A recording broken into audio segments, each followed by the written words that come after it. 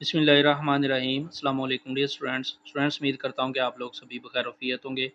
तो आज की इस वीडियो के अंदर हम लोग 10th फिज़िक्स उर्दू मीडियम के बाब नंबर 21 खला और माहौल इस चैप्टर की एक्सरसाइज में से इसके एमसीक्यूज़ और शॉर्ट क्वेश्चंस मुकम्मल करेंगे। तो जो बच्चे चैनल पे नए हैं वो लाजमी तौर पे चैनल को सब्सक्राइब कर लें ताकि मज़ीद इस तरह की एजुकेशनल वीडियोज़ बआसानी आप लोगों तक पहुँच सकें।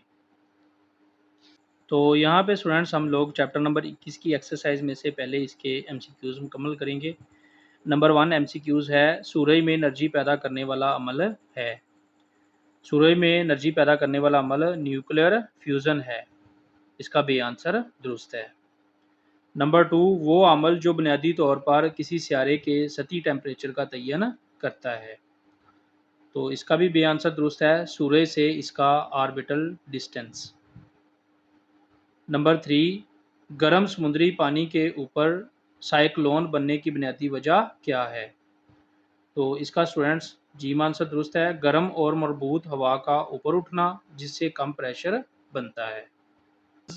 नंबर 4 दर्ज झैल में से कौन सी गैस ग्लोबल वार्मिंग का सबसे ज़्यादा सबब बनती है। तो इसका बे आंसर दुरुस्त है, कार्बन डाइऑक्साइड गैस सबसे ज़्यादा ग्लोबल वार्मिंग का सबब बनती है। नंबर 5 कोरियोलिस इफेक्ट साइक्लोन्स को किस तरह मुतासर करता है। तो इसका अल्फ़ा आंसर दुरुस्त है, मुख्तलिफ निसफ कुरों में साइक्लोन्स को मुख्तलिफ सिमतों में घुमाता है। नंबर 6 समुद्री सतह के बढ़ने की एक बड़ी वजह है। तो इसका जी आंसर दुरुस्त है, ग्लेशियर्स और बर्फ़ की तहों का पिघलना। नंबर 7 बैकग्राउंड रेडिएशंस का एक अहम ज़रिया कौन सा है। इसका बे आंसर दुरुस्त है, खला से आने वाले कॉस्मिक रेस। तो नंबर 2 पे चैप्टर नंबर 21 की एक्सरसाइज में से इसके मुख्तसर सवालात को मुकम्मल करेंगे। यहाँ पे इसके 8 मुख्तसर सवालात दिए गए हैं जिनको हम 1 बाई 1 करके बुक के अंदर से मुकम्मल करेंगे। नंबर 1 शॉर्ट क्वेश्चन है, सूरज किन दो वामल से मिलकर बनता है। इसका आंसर पेज 176 पर दिया गया है। शॉर्ट क्वेश्चन नंबर 1 का आंसर स्टूडेंट्स आप लोग पेज नंबर 176 से यहाँ से शुरू करेंगे। सूरज में तकरीबन 74% हाइड्रोजन और 24% हीलियम पाई जाती है। इसके अलावा चंद दीगर अनासर भी मौजूद होते हैं। तो इसमें 74% हाइड्रोजन और 24% हीलियम पाई जाती है। तो यहाँ से लेके यहाँ तक शॉर्ट क्वेश्चन नंबर 1 का आंसर आप लोग मुकम्मल करेंगे।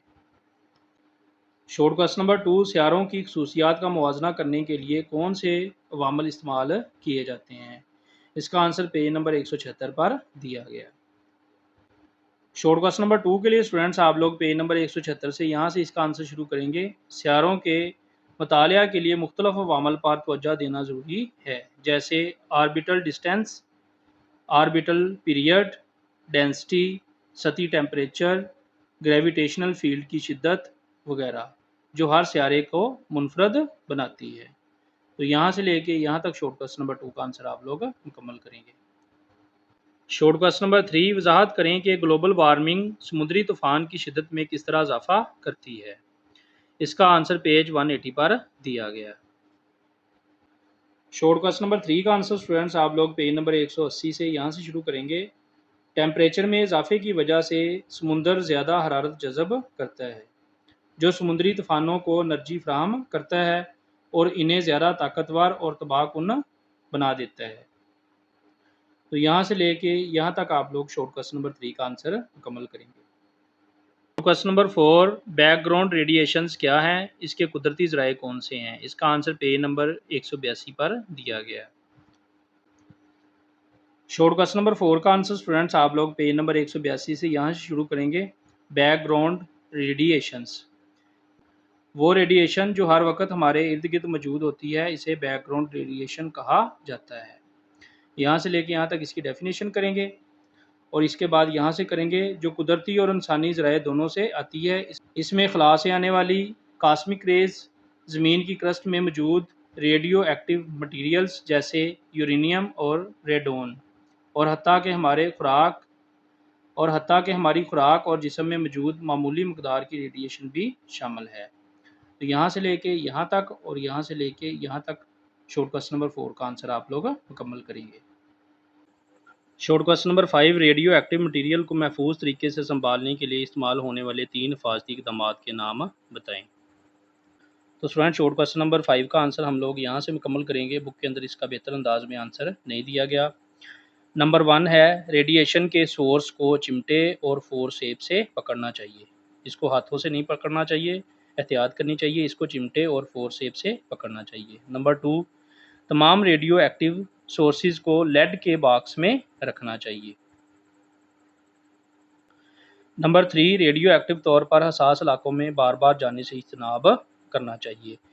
रेडियो एक्टिव इलाकों में बार बार नहीं जाना चाहिए, इज्तनाब करना चाहिए। तो ये स्टूडेंट्स आप लोग शॉर्ट क्वेश्चन नंबर 5 के लिए इसका आंसर मुकम्मल करेंगे।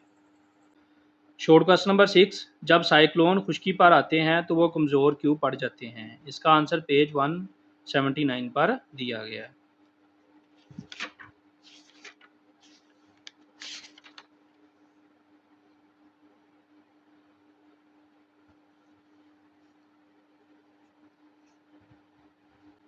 शॉर्ट क्वेश्चन नंबर 6 के लिए आप लोग पेज नंबर 179 पे आएंगे। यहाँ से इसका आंसर शुरू करेंगे।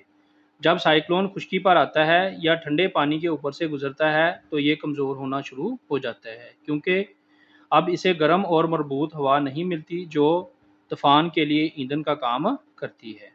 तो यहाँ से लेके यहाँ तक शॉर्ट क्वेश्चन नंबर 6 का आंसर आप लोग मुकम्मल करेंगे।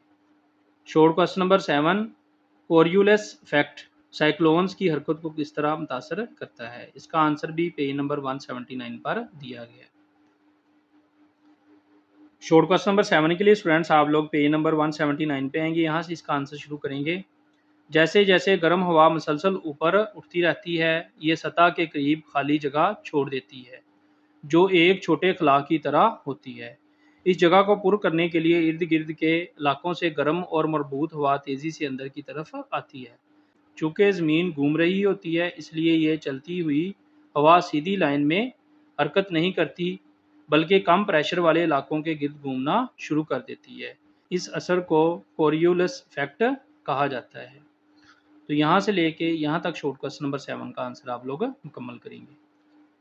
Short question number 8, global warming की वजह से समुद्री सतह के बढ़ने की बुनियादी वजह क्या है? इसका आंसर पेज 180 पर दिया गया। शॉर्ट क्वेश्चन नंबर 8 के लिए स्टूडेंट्स आप लोग पेज नंबर 180 पे आएंगे। यहाँ से इसका आंसर शुरू करेंगे। टेम्परेचर बढ़ने से बर्फ़ पिघलने लगती है और समुद्री पानी फैलता है, जिससे समुद्र की सतह बुलंद हो जाती है। तो यहाँ से लेके यहाँ तक आप लोग शॉर्ट क्वेश्चन नंबर 8 का आंसर मुकम्मल करेंगे। इसके नतीजा में साहली इलाकों में ताकतवर तूफान और ज़्यादा बार बार सैलाब आते हैं, जो घरों और इंसानों को ज़्यादा नुकसान पहुँचाते हैं।